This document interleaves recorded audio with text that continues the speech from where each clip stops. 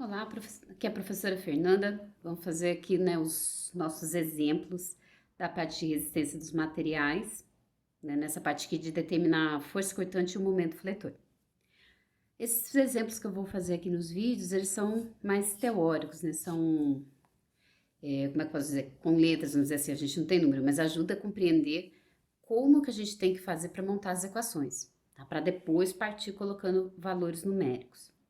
Então, nesse primeiro, a gente tem essa viga que está engastada aqui, né, nessa extremidade. Tem uma carga P aplicada aqui na extremidade livre, né, e essa barra tem um comprimento L. Então, a gente quer determinar para essa barra quanto que é o esforço cortante e qual, né, a expressão para o momento fletor. Bem, nesses casos aqui, como eu só tenho, né, só vou ter uma reação, a gente não precisa montar todo o somatório, porque a gente já sabe que a reação aqui vai ser a própria carga P.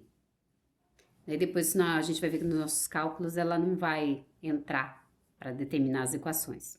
Né? Então, só para ficar claro aqui, né, que a gente teria uma reação aqui, né, e essa reação, como eu só tenho a carga P, né, quer dizer que a minha reação que ela é igual à carga P. Bem, então, vamos começar montando as equações. Bem, como eu só tenho aqui uma carga aplicada nesse intervalo, então a gente vai trabalhar na barra nessa seção de 0 até L. A gente divide a barra conforme as cargas que eu tenho aplicadas. Então, eu só tenho uma aqui, só preciso de um intervalo. Então, a gente começa assim, a gente vai trabalhar no intervalo. A gente sempre considera aqui como se fosse um zero, porque a gente vai imaginar uma variável x, né, que vai aqui variando ao longo do comprimento da barra. Então, a gente começa em zero e o ponto final é o próprio comprimento da barra, nesse exemplo aqui.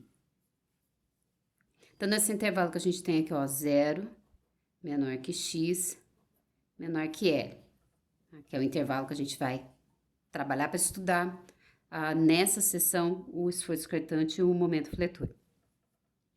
Bem, então, nesse intervalo aqui, ó, antes de chegar aqui no final, né, que forças que eu tenho atuando aqui na minha barra? Neste exemplo, eu só tenho a força P. Né?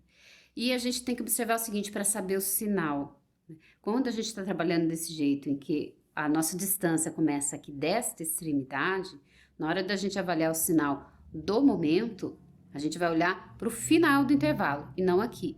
Então, para saber se P é positivo ou não, a gente vai ver se o momento que ele produz é horário ou anti-horário. Se for horário, ele é positivo, se for anti-horário, ele é negativo. Então, eu não vou olhar aqui, eu vou olhar aqui o final do meu intervalo. Então, se eu observar aqui no final do meu intervalo, a carga P vai tender a girar a barra neste sentido, anti-horário. Então, é um momento negativo, logo a carga vai ser considerada negativa. Então, o meu esforço cortante aqui, ele vai ser igual a menos a carga P. Eu só tenho esse esforço aqui, essa carga concentrada. E o momento? Como que vai ficar a expressão do momento aqui? Mesma coisa, eu vou olhar aqui, a partir do final do intervalo, e ver quais cargas que estão provocando o momento aqui. Nesse intervalo eu tenho somente a força P, e a gente já sabe que aqui ele vai provocar um momento anti-horário, né? E aí esse momento é a força vezes a distância. Né? Então, como a gente está trabalhando em termos do intervalo, a gente não está pondo o tamanho final, então a nossa distância é x. Então, vai ser P vezes x. E com sinal negativo porque é anti-horário. Bem, então aqui, ó, independente do valor de x, a minha carga cortante tem o valor negativo da carga P. E o momento, agora a gente vai avaliar o quanto que ele vale quando eu estou em zero, que é o início da barra, e quanto que o momento vale quando eu estou no final da barra, tá? Quando x é igual a L. Então, a gente vem aqui e faz essa avaliação agora, para quando x for igual a zero, né? A gente vai ver que o nosso momento aqui, ó, vai ficar menos P vezes zero. Então, o nosso momento é zero nessa posição de aplicação da carga P. Depois, quando x for igual a L, né, a expressão do momento vai ficar menos P vezes o comprimento L. Tá? Então, esse aqui é o valor do momento quando eu estou nesta posição aqui. A reação nossa aqui, porque lembra que a gente, quando tá com uma barra apoiada dessa maneira engastada, além da reação aqui, a gente tem também uma reação em forma de momento, né? A gente tem a força de reação e tem um momento de reação. Esse valor é o mesmo desse aqui, só com o sinal trocado, tá? Então, aqui a gente já determinou, tá? Quanto que é a nossa carga, né? E quanto que é o momento na posição 0, na posição L. Vocês reparem, se a gente olhar aqui na fórmula, que fica mais fácil para a gente entender como vai construir os gráficos. A minha carga aqui, que nesse caso, ela deu já um valor numérico constante. Então, quer dizer que essa carga é igual ao longo de toda barra, esse esforço cortante. Quando a gente faz o momento, a gente vê que a intensidade do momento vai depender da distância x. Então, vai depender se eu estou estudando aqui, se eu quero saber o valor aqui, ou aqui, que é o máximo. Então, isso aqui tem uma variação linear, né? Não é um momento constante, que tem o mesmo valor ao longo de toda a barra, tá? Tanto que a gente vê que ele começa em 0 e termina com P vezes L. Então, isso já deu a dica de que o gráfico da força cortante vai ser uniforme, constante, e o gráfico do momento é um gráfico linear, tá? Então, como que a gente vai fazer? É que eu vou esboçar o gráfico, tá? Não vou fazer com medida certinho. Só pra gente visualizar como é que vai ficar. Eu vou fazer de azul aqui.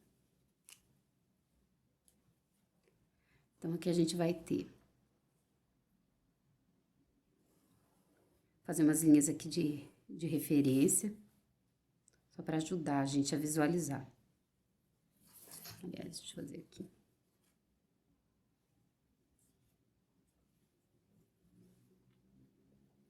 Essa aqui seria a nossa barra.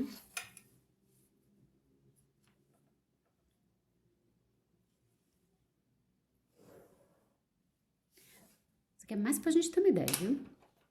Então, lembrar que a nossa barra, ela tá aqui engastada. Aí, a gente tem a carga P aplicada aqui. Nessa barra tem um comprimento L, né? Aí, lembra que aqui a gente tem uma reação R.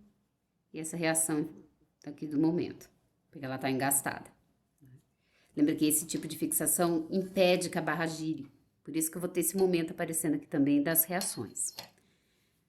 Bem, para o esforço cortante, a gente sabe que ele é negativo, tá? Então, ele vai ficar abaixo dessa linha de referência aqui que eu vou traçar, que a gente chama de linha zero. Então, vou pôr ela aqui. Então, aqui, ó, o valor é 0. E aí, a gente viu que é um valor constante, que é igual à carga P aplicada. Então, esse daqui eu vou fazer de laranja, pra gente diferenciar. Então, o gráfico seria mais ou menos dessa maneira aqui, ó. Onde aqui, né, ó, é menos P. Então, isso aqui é um esforço cortante negativo, tá? Então, o nosso gráfico é toda essa área aqui, ó.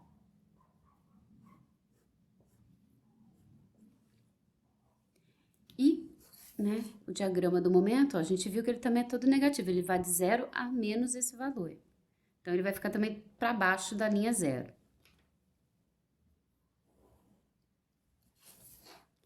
De novo, né, lembrar que aqui vale 0. E aí, o nosso momento, né, quando x é igual a 0, ele vale 0. Então, é bem aqui. Tá? Lembra que x está crescendo nesse sentido aqui, ó. E quando x é igual a L, vale menos P vezes L. Então, por exemplo, vai valer aqui, ó, menos P... Oh, desculpa.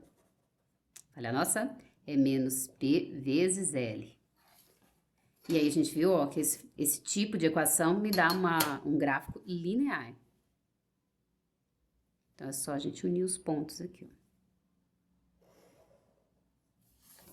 E isso aqui também é um momento negativo.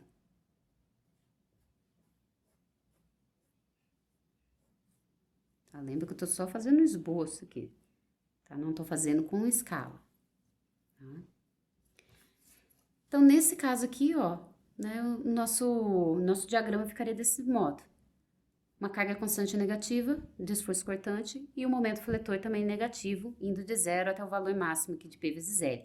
É muito interessante fazer isso aqui justamente para determinar o momento máximo, que esse valor é utilizado para fazer dimensionamento de vários elementos mecânicos, tá? Esses elementos que estiverem sujeitos a momentos fletores, a esforços cortantes, é importante determinar o momento máximo, porque isso ajuda no dimensionamento. Então, nesse caso aqui, o máximo é esse próprio ponto aqui, tá? Quando x é igual a L. Então, o meu momento máximo aqui vai ser igual a menos P vezes L. Tá? Então, esse é o nosso primeiro exemplo, a gente começa assim mais simples, tá? Espero que tenha ajudado aí, qualquer dúvida vocês me perguntem lá no chat da disciplina.